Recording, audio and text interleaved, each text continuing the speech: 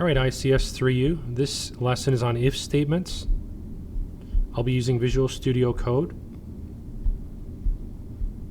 and creating a new document. I'm going to call it if statements 1. This is an example, and I just messed something up. Give me a second here. So I'm going to be calling it if statements 1.py. And if statements, just as a background, computers can decide to do things given some input. So usually there's a sensor, or maybe there's user input from a keyboard. The computer might ask you, would you like to do something? Like Google or Siri might ask you, would you like to see your news feed right now, or would you like to see an update on such something? And you can decide either yes or no, and then its behavior will be decided based on what you say. A sensor, let's say a self-driving car. Forget about a self-driving car, just any car that's made. Most manufacturers now include something called, detects if there's a car beside you. So it has to detect that. If there is a car beside you, there's some programming inside of the microcircuitry of the car. There's thousands of lines of code in cars now. It is very, very, very different than it was 10 or 15 years ago. But there's some code that says, well, if there's a car beside you, put this light on to alert the driver, and maybe play a tone as well that's customizable. And it's all done through software. So lots of things have changed in our world and rely on software. If statements are a really, really key thing. Everything you're learning in Python, you'll be able to carry with you if you decide to learn a different language. If statements, especially things like if statements, they're very universal. The structure might be slightly different. In fact, in Java it is different, but the basic idea. So let me say that again. The basic structure is the same in all languages, but the syntax is different. So where you put a semicolon or where you put a colon or how you tab things in might be different, but the overall structure is still the same. And it's been that way since the early 1970s, going back to when the C programming language was invented in 1972. Okay, I'm going to stop boring you with the history lesson, but you can look that up on your own. Really interesting stuff. I still have the original C manual. I said I'd stop talking about this, but I'm not. And mine was made in the early 2000s, but it's the same text, I think with only a few revisions. The original booklet that was made on how to program in C from 1972 by Kernighan and Ritchie, it's still the same one. I'll see if I can find it at some point. So this is if statements 1.py. That's just a comment restating the name of the file. And this program asks for your name and greets you only if it is the correct name. What does the correct name mean? Well, that's up to you to decide, because you're the programmer.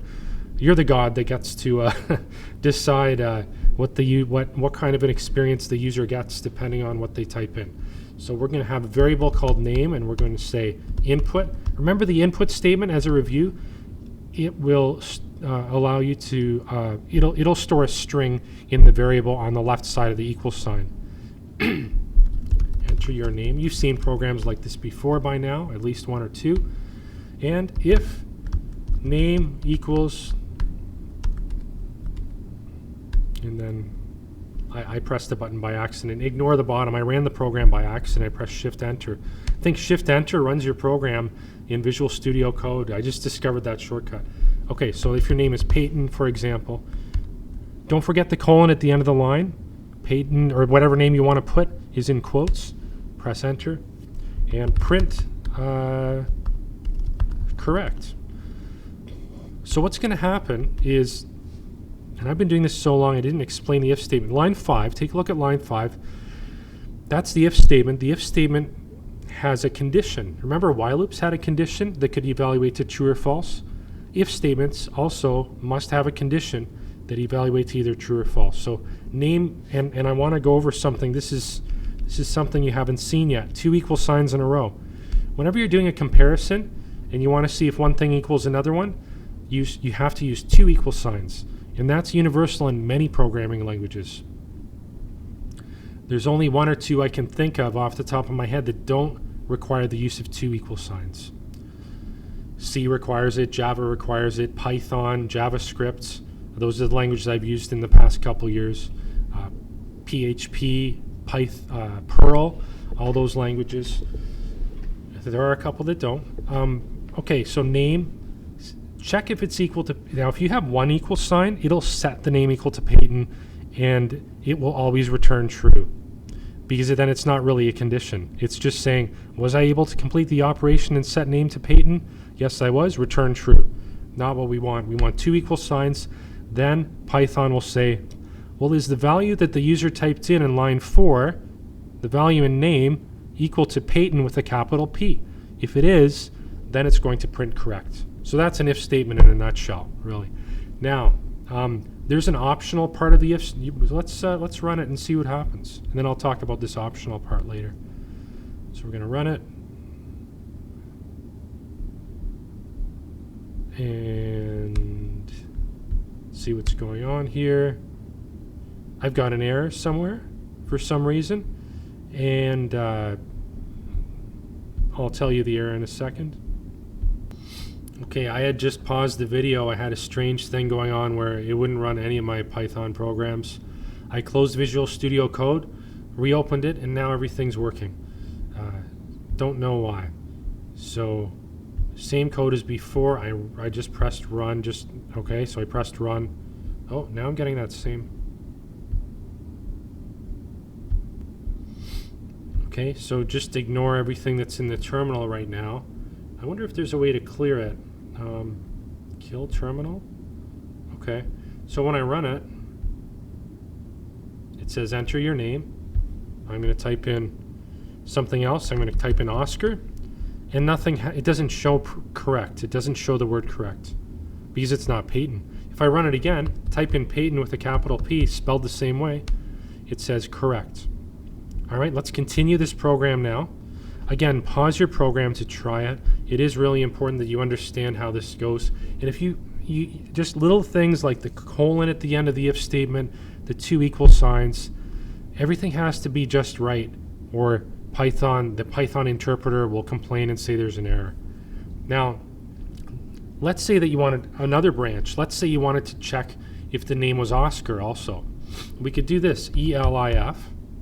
This is how you do an else if statement, and an else if statement is another possibility. So else if name equals Oscar. Don't forget the colon at the end and press it. Now I want you to notice that this else if statement was tabbed back. I kind of didn't say anything when I was doing that, but it's not tabbed in at the same point as the print statement. It's tabbed back out, and that's because it has to line up with the if statement above it. You can see there's a line there. Now I'm going to say print, and I'm going to change what it says. I'm going to say, okay, Oscar, I'm going to say you are a grouch, watching too much Sesame Street with my kids. So Oscar, they don't even watch Sesame Street anymore. Oscar, you are a grouch. So depending on what you put in as the name, the program will do something different. Now there's another optional thing in the if statement. You saw that the if statement alone was good enough to run the program. The else if was optional. In addition to that, you can press enter, press backspace once to get back to the margin, and you can type in else, colon. This is really important. The else statement does not take any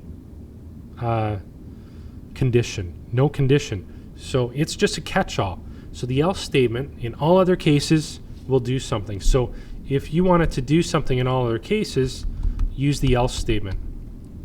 I don't know you. Okay, so now the computer's going to look like it has intelligence, maybe very little, but whatever. So I'm going to run it, and I'm going to put another name. I'm going to put Marla. I don't know any Marlas, but I don't know you. Okay, so there you go. That's if statements, just the basic if statements.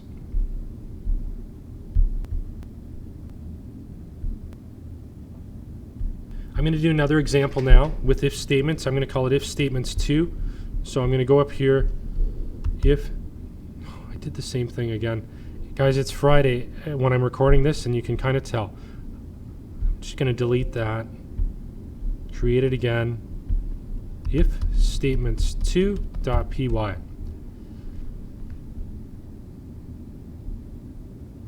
Okay, so this program, it's going to be called if statements2.py. Here's what it'll do.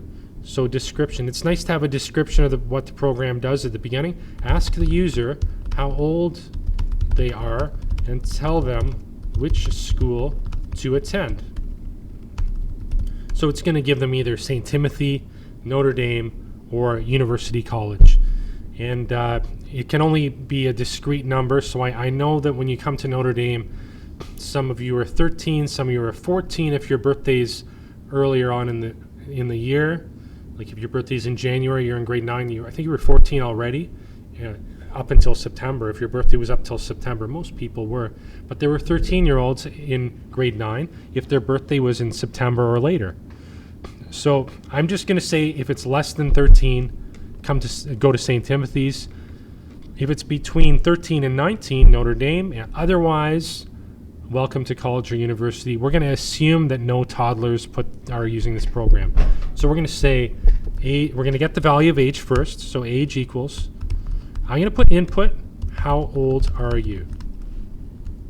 Now, if we left it like that, we should know from our previous programs we would get an error once we try to compare it to numbers, because input is a string.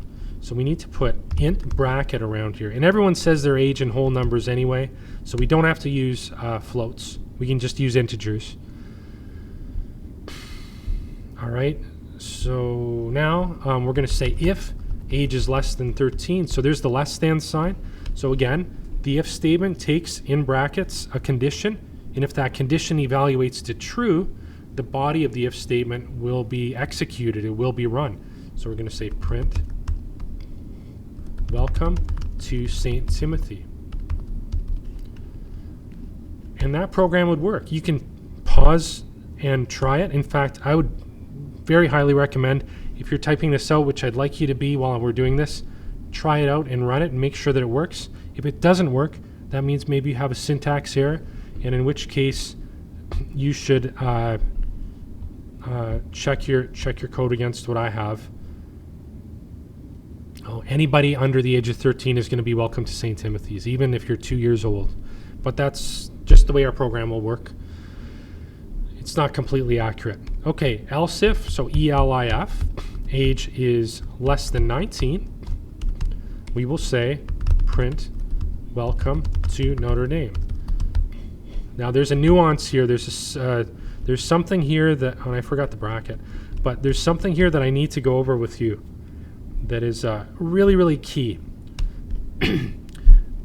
Looking at the else if statement on its own, it looks like anybody under the age of 18, it'll say welcome to Notre Dame, but that's not the case. I have to tell you one more thing about the way if statements and else if statements work. First of all, I think I went over this. The else if statement cannot be on its own. It belongs to the if statement. The else if or elif statement, the way that Python, it's spelled in Python, can only come if it's part of an existing if statement. If it's only part of an existing if statement. Again, it's Friday. My tongue's getting tied. I'll do my best here. What I wanted to say is, with if statements, it's going to evaluate line 5 first. It's going to see if age is less than 13. If age is less than 13, it will print welcome to St. Timothy and then stop comparing. It will not look at the elif statement at all. It'll say, oh, that's the branch I found. That's the statement that's true. I don't have to check the else if statement. So that's how an if statement works. So only if the student is between 13 and just under 19 will it say welcome to Notre Dame. It's a really key point. Else statement, it will say print, you can apply to college or university. So the else statement, I think it's a little bit more clear here. The else statement is the body is only executed if nothing else was caught. Okay, if nothing else was caught, then that means that the body would be correct. Okay, and it would actually say you can apply to. Let's try it out. So if I say, how old are you? If I put 15, it only says welcome to Notre Dame. what if I put 4 or 5? Let's put 5. It says welcome to St. Timothy. Notice it doesn't say welcome to Notre Dame. And then if I put any other number, 999, you're still going to college or university. Sorry. So that's the way it works. All right. So that's an else if statement with numbers. And this recording is long enough. I'm going to stop and do one more example after with another recording.